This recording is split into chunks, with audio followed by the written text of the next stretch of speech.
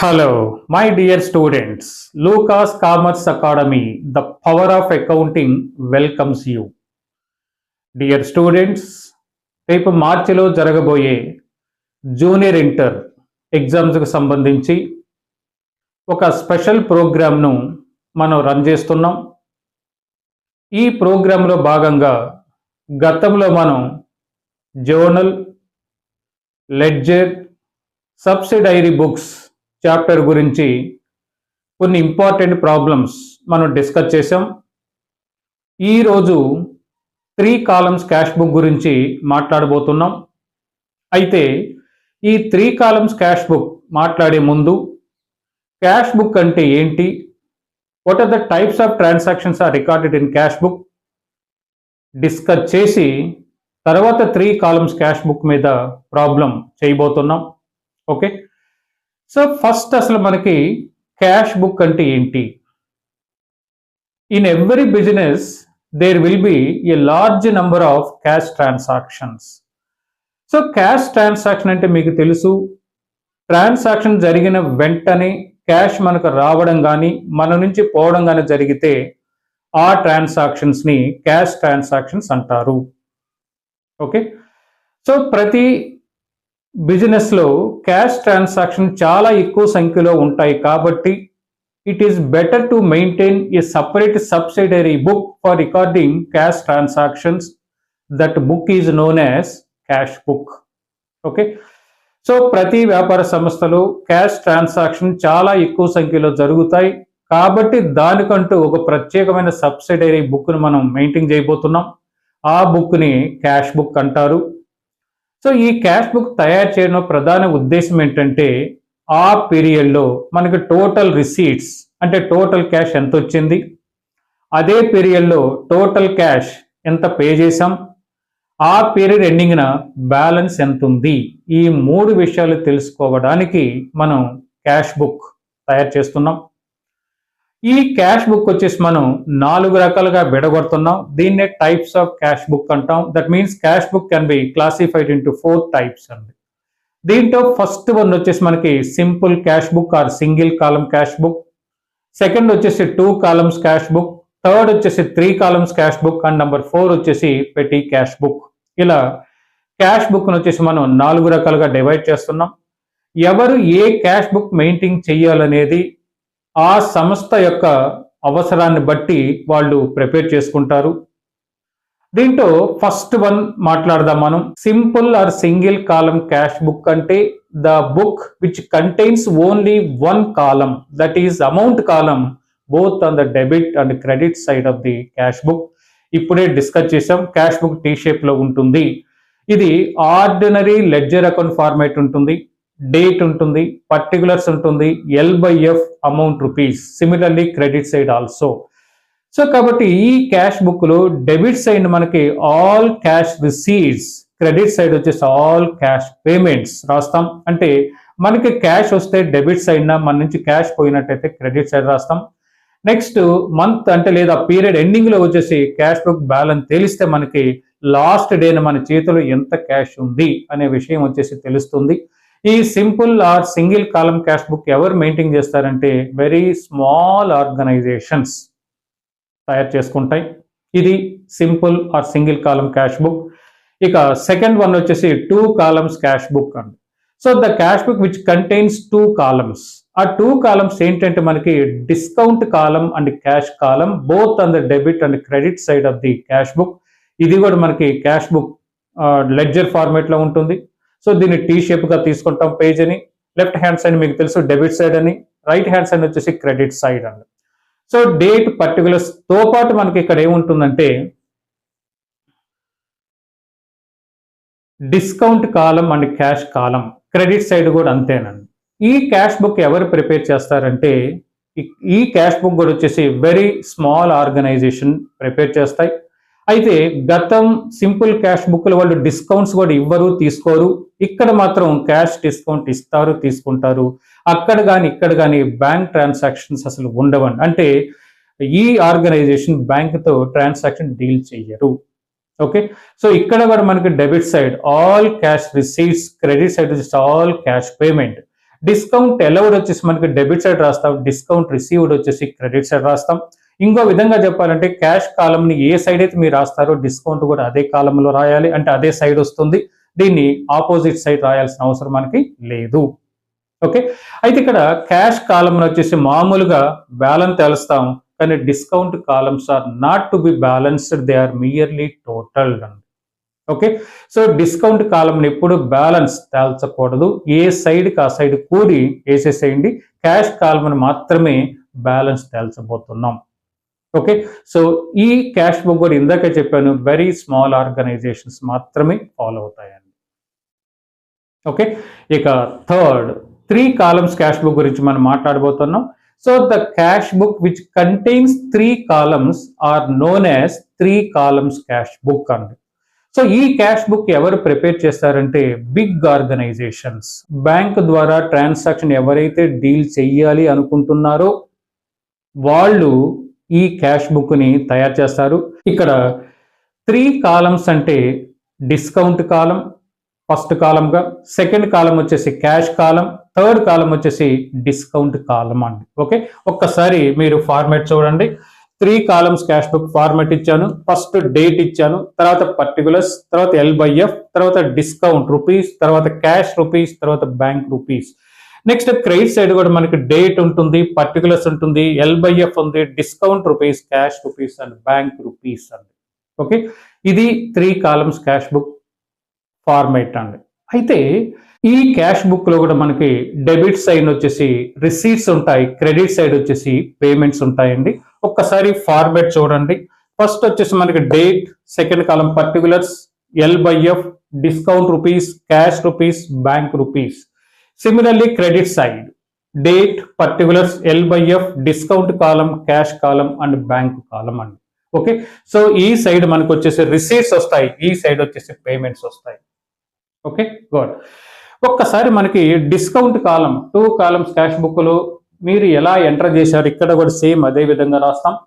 Next వచ్చేసి cash column 2 columns cash book లో cash column ఎలా రాశారు ఇక్కడ కూడా అదే విధంగా రాస్తాం. But the special column is bank column అండి.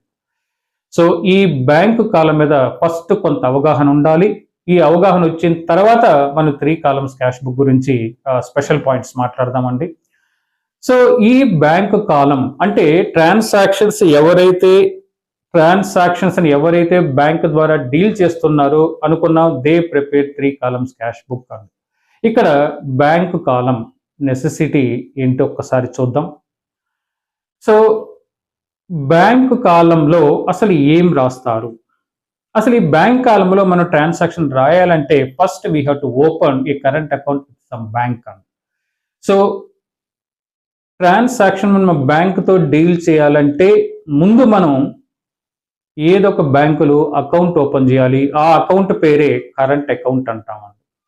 సో ఒకసారి మన కరెంట్ అకౌంట్ ఓపెన్ చేసిన తర్వాత మన సర్ప్లస్ క్యాష్ అంతా బ్యాంకులో డిపాజిట్ చేస్తాం.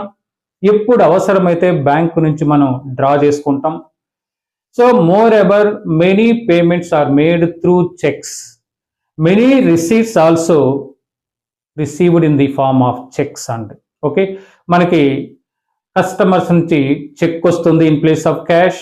అదేవిధంగా సప్లైస్ మన అమౌంట్ ఇచ్చేటప్పుడు క్యాష్ ప్లేస్లో చెక్కులు కూడా ఇవ్వచ్చు అండి. వీటిని జనరల్గా మనం వచ్చేసి ఏమని పిలుస్తామంటే బ్యాంక్ ట్రాన్సాక్షన్స్ అంటామండి.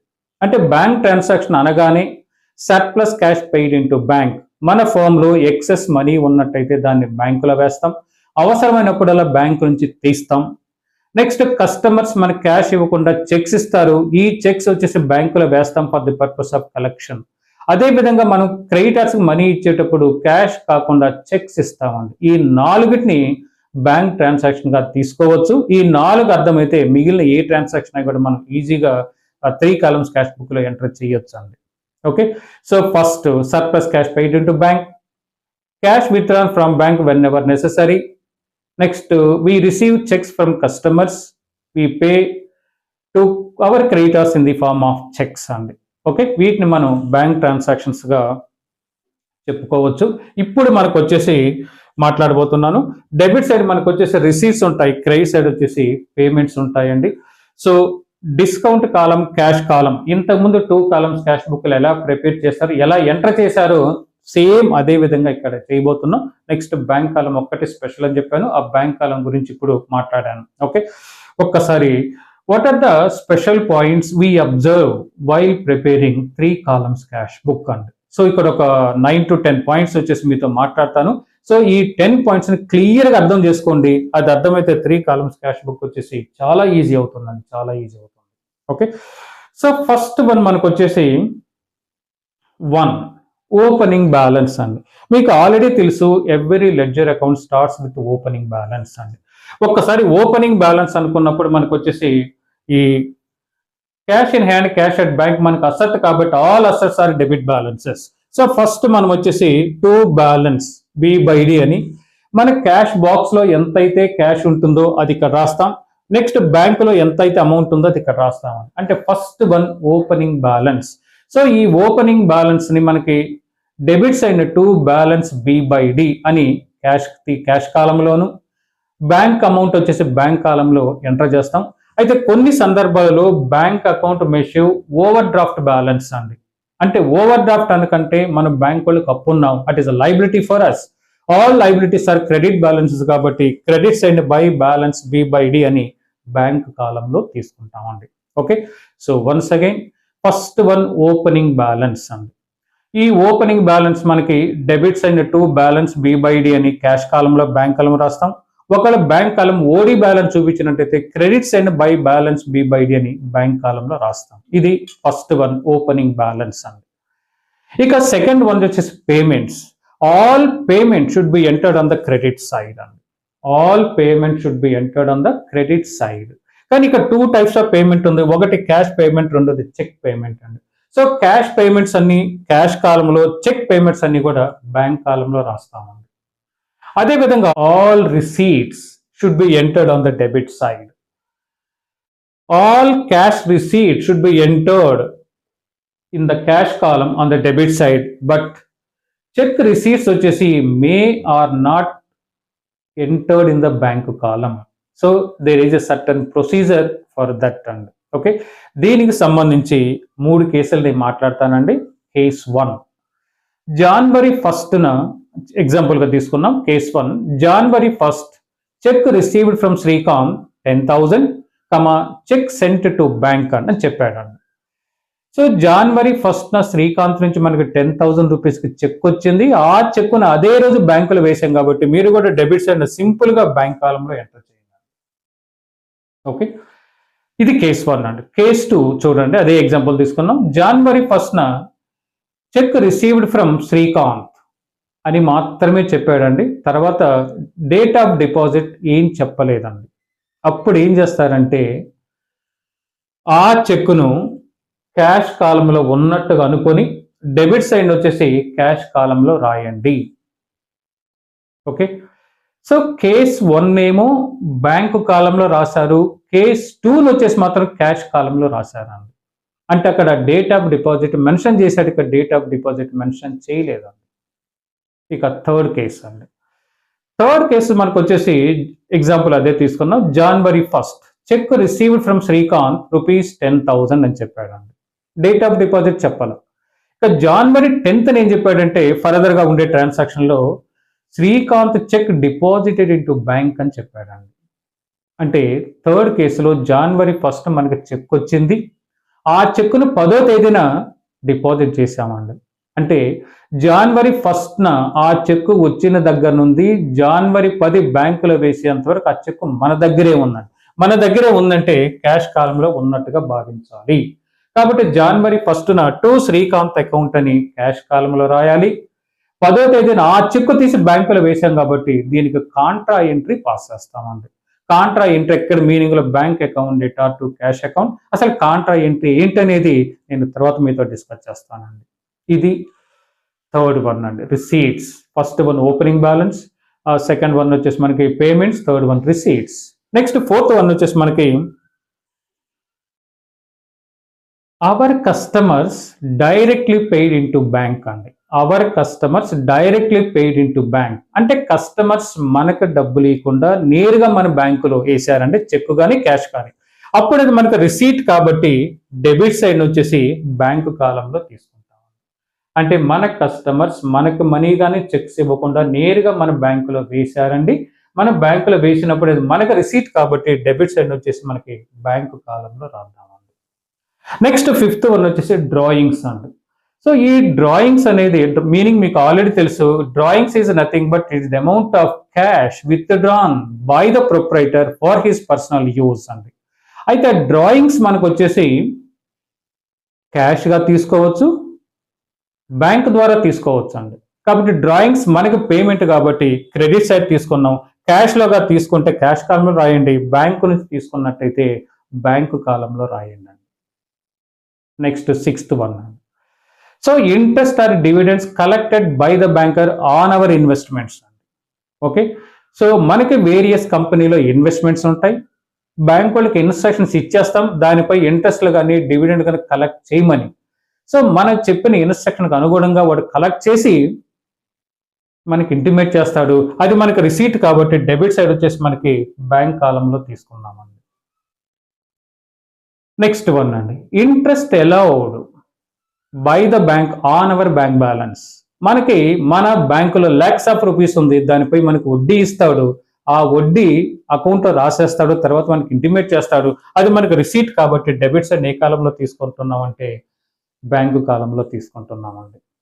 అదేవిధంగా next one, payments made by the bank on our behalf as per our standing instructions అండి.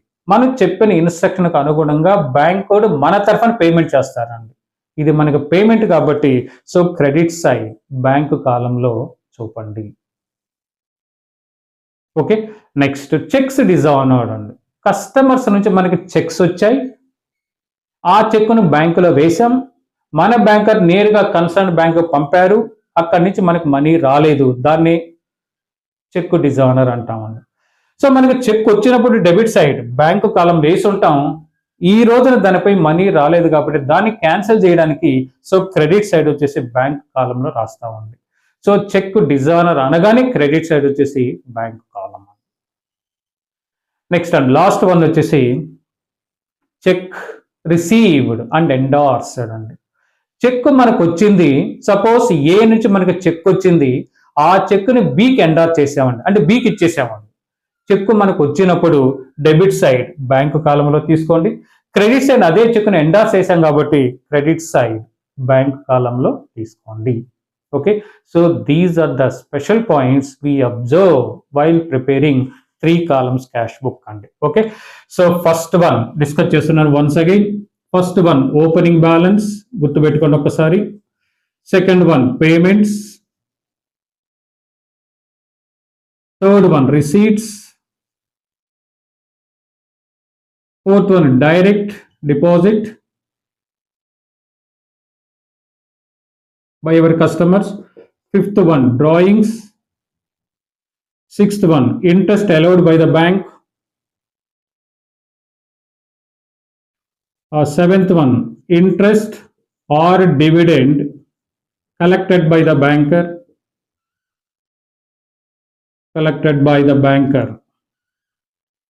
Next one వచ్చేసి 8 payments made by the bank. Payments made by the bank on our behalf. Bank on our behalf. Next one వచ్చేసి 9th check dishonored. Next 10 check received and endorsed. So these are the special points we should remember while preparing 3 columns cash book. Okay, so my dear students, ఈ theory part, ఈ problematic 4 problems మనం 3 columns cash book లో చేయబోతున్నాం. So ఈ 4 problems వచ్చేసి ఈ material నుంచి మీకు ఉంటుంది. ఈ మెటీరియల్ వచ్చేసి మీకు ఫ్రీగా పంపుతాను. సో లూకాస్ కామర్స్ అకాడమీ వాట్సాప్ నంబర్కి ఒక్కసారి మెసేజ్ చేయండి. సో లూకాస్ కామర్స్ అకాడమీ వాట్సాప్ నంబర్ 7382776681. ఒకవేళ నన్ను మెయిల్ ద్వారా సంప్రదించాలంటే lucascommerceacademy@gmail.com అండి. ఓకే, సో ఈ మెటీరియల్ మీకు ఫ్రీగా పంపిస్తాను.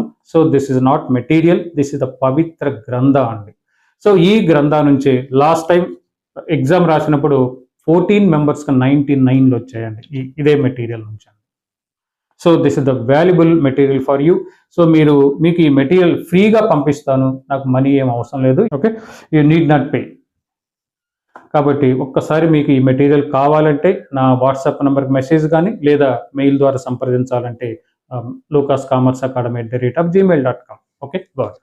సో ఒక్కసారి ఈ 10 పాయింట్స్ మీరు గుర్తుపెట్టుకుంటే నెక్స్ట్ వచ్చేసి మనం 3 కాలమ్స్ క్యాష్ బుక్ మీద ప్రాబ్లమ్స్ మాట్లాడబోతున్నాం. ఒక్కసారి opening balance, to balance B by D, cash కాలంలో, బ్యాంక్ కాలంలో ఇవ్వండి. ఒకవేళ బ్యాంక్ ఓడి బ్యాలెన్స్ చూపిస్తే credit side by balance B by D అని బ్యాంక్ కాలం. పేమెంట్స్ క్రెడిట్ సైడ్ ఉంటాయి కాబట్టి క్యాష్ పేమెంట్స్ అని క్యాష్ కాలం, చెక్ పేమెంట్ అని బ్యాంక్ కాలం. సో రిసీట్స్ డెబిట్ సైడ్ ఉంటాయి, క్యాష్ రిసీట్స్ అని క్యాష్ కాలం రాయండి. చెక్ రిసీట్స్ ఒక ప్రొసీజర్ చెప్పాను, 3 కేసులు చెప్పాను. సో మొదటి కేసులో చెక్ మాత్రం వచ్చింది, డిపాజిట్ చేసినట్టు చెప్పాడు కాబట్టి డెబిట్ సైడ్ బ్యాంక్ కాలం. తర్వాత చెక్ వచ్చింది, డిపాజిట్ చెప్పలేదు కాబట్టి డెబిట్ సైడ్ క్యాష్ కాలం. నెక్స్ట్ థర్డ్ ఎగ్జాంపుల్ వచ్చేసి మనకి January 1st చెక్ వచ్చింది, January 10th డిపాజిట్ చేసాం, January 1st debit side cash కాలంలో వేయండి, January 10th Contra entry pass అయ్యింది. కాంట్రా ఎంట్రీ ఏంటో మళ్ళీ చూపిస్తాం. డ్రాయింగ్స్ అనగానే మనకు పేమెంట్ కాబట్టి క్రెడిట్ సైడ్, క్యాష్లో తీసుకుంటే క్యాష్ కాలం, చెక్లో తీసుకుంటే బ్యాంక్ కాలం.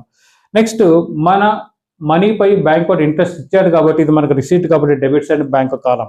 Next interest or dividend collected by the banker, మనకు రావాల్సిన ఇన్కమ్ బ్యాంక్ వాడు కలెక్ట్ చేశాడు, అయినా మనకు రిసీట్ కాబట్టి డెబిట్ సైడ్ బ్యాంక్ కాలంలో తీసుకోబోతున్నాం.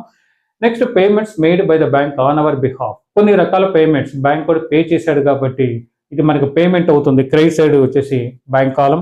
చెక్ డిజానర్, చెక్ వచ్చినప్పుడు డెబిట్ సైడ్ బ్యాంక్ కాలంలో రాసి ఉంటారు కాబట్టి క్రెడిట్ సైడ్ బ్యాంక్ కాలం ఇప్పుడు రాస్తారు for the purpose of cancellation. తర్వాత వచ్చేసి cheque received and endorsed, cheque మనకు వచ్చింది, అదే చెక్ను వేరే వాళ్ళకి ఎండార్స్ చేసామంటే వేరే వాళ్ళకి ఇచ్చామని. సో చెక్ వచ్చినప్పుడు డెబిట్ సైడ్ బ్యాంక్ కాలంలో రాయండి, అది ఇచ్చినప్పుడు క్రెడిట్ సైడ్ వచ్చేసి బ్యాంక్ కాలంలో రాయిపోతున్నాం.